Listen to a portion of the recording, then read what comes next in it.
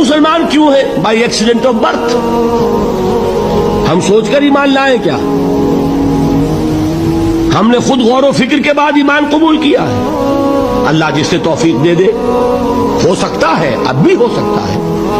سوچئے، غور کیجئے، تفکر کیجئے، شعوری طور پر ایمان لائیے، وہ ایمان اور ہوگا. اب تک ہم میں سے اکثر کا حال کیا ہے کہ صرف ایک چکر ہے نسلی. نسل بعد نسل اسلام آ گیا.